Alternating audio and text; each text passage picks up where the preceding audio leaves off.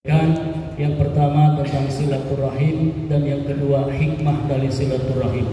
Sebetulnya yang pas untuk menyampaikan tausiah ini adalah tadi sudah sangat menarik apa yang disampaikan oleh pemirsa Bapak Haji Deden, begitu menarik dan tidak akan ada habisnya kalau bercerita tentang kisah perjalanan umroh. Mudah-mudahan suatu saat apa yang didoakan oleh beliau di sana Allah Subhanahu wa taala mengabulkannya dan kita akan menjadi duyufullah wa yudufur rahim nanti pada waktunya insyaallah.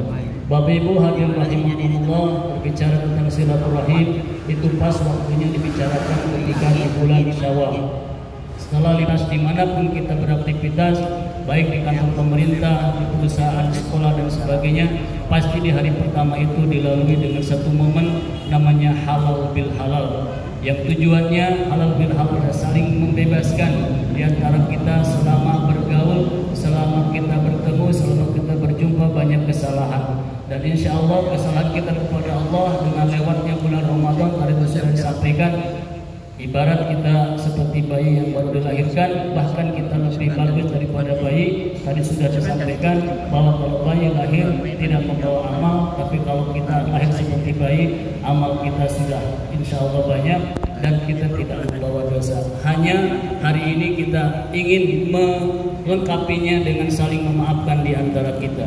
Silaturahim itu ada 3. Pertama, silaturahim bil musafahah. Artinya apa? Bersilaturahmi, bermaaf-maafan sambil berjabatan tangan. Nah, hadisnya tadi sudah disampaikan di muqaddimah. Bismillahirrahmanirrahim.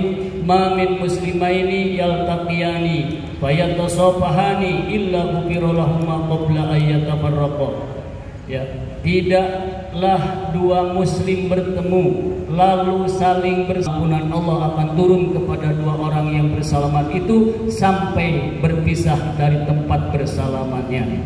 Jadi kalau kita bersalaman, bertemu dengan kawan, jangan asal nempel saja itu tangan, tapi genggamlah dengan seerat-eratnya sambil mengucapkan di momen seperti ini, ja'alanallahu wa iyyakum minal aizin al faizin, taqabbalallahu minna wa minkum siyamana wa siyamakum, taqabbal ya karim. Itu doa lengkapnya. Umumnya kita mendengar doa itu hanya sepenggal, minal aizin al faizin. Padahal lengkapnya ada kalimat awalnya, ja'alanallahu wa iyyakum minal aizin al faizin al aminin. Dilanjutkan, taqabbalallahu minna wa minkum siyamana wa siyamakum, taqabbal ya karim.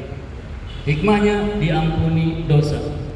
Kemudian hikmah silaturahim yang kedua adalah ternyata silaturahim dijadikan sebagai barometer, alat untuk mengukur kebenaran dan tidak benarnya keimanan seseorang kepada Allah dan hari kiamat. Sebagaimana Nabi SAW telah bersabda dalam sebuah hadisnya, Bismillahirrahmanirrahim. Man kana yu'minu billahi wal yawmil akhir falyasil rahimah. Siapapun di antara kita, baik laki-laki maupun muslim, mengaku beriman kepada Allah, mengaku beriman kepada hari akhir, maka hendaklah ia mau menghubungkan tali silaturahim. Jadi hikmah silaturahim yang kedua adalah ternyata sebagai barometer untuk mengukur benar tidaknya pengakuan seorang beriman kepada Allah dan kepada hari akhir. Kemudian hikmah dari silaturahim yang ketiga adalah ternyata dengan silaturahim menambah relasi dan membuka jalan serta menambah rezeki dan memanjangkan usia. Sebagaimana Nabi sallallahu Bismillahirrahmanirrahim. Man sarrahu ayyubsata lahu fi rizqihi wa ayyumsa'alahu fi asarihi falyasir rahimah. Siapapun di antara kita yang ingin puaskan dan ditambahkan, maka hasil usaha kita pribadi, tapi hasil komunikasi lewat teman rahim di antara kita untuk membuka jalan rezeki. Apabila tidak terbayang oleh kita mau melakukan sesuatu, menumpuk kepada satu tujuan, tetapi apabila kita mengenal orang-orang yang ada di kiri kanan yang menjadi tujuan kita, insya Allah akan sampai tujuan kita kepada titik yang dituju tersebut. Hadirin kaum muslimin rahimakumullah. Kembali kepada judul tadi bahwa silaturahim itu ada 3. Hikmahnya tadi sudah.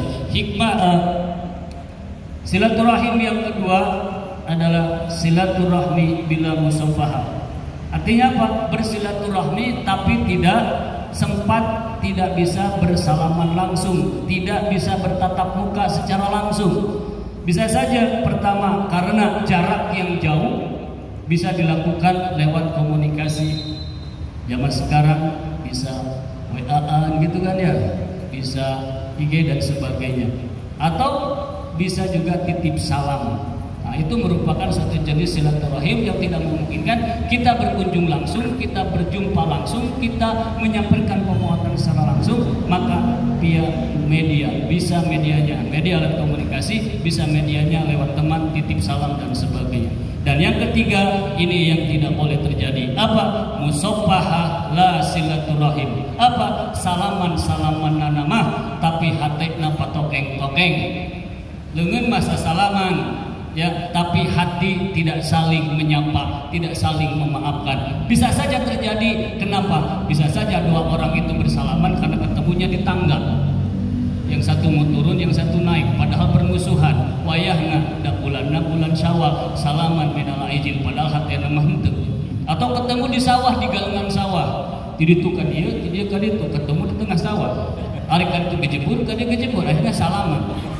Atau ketemu di gang lengap, gang sempit, ya kita mau ke dalam, dia mau keluar, padahal kita bermusuhan, boro-boro bertegur sapa, boro-boro saling bertanya, senyum juga enggak, buang muka, tapi karena ketemu di tempat itu akhirnya salaman, padahal hatinya enggak. Ini yang disinyalir, yang harus dihindari oleh kita semua, sebab Nabi SAW bersabda dalam sebuah hadisnya, Bismillahirrahmanirrahim, Isnani la yanzuru ilaihima.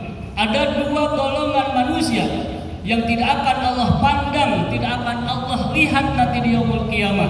Pertama, qati'ur rahmi, orang yang memutuskan tali silaturahim, dan yang kedua wajarus su'i, yaitu orang yang jahat kepada tetangganya. Demikian yang dapat kami sampaikan. Mudah-mudahan tidak terlalu lama karena tadi sudah berbisik. Insya Allah setengah 12 kata Pak Haji Mulis sudah selesai begitu.